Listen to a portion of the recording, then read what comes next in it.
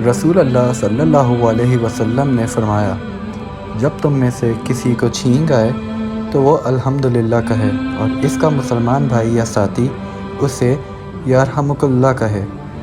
अल्लाह आप पर रहम फरमाए।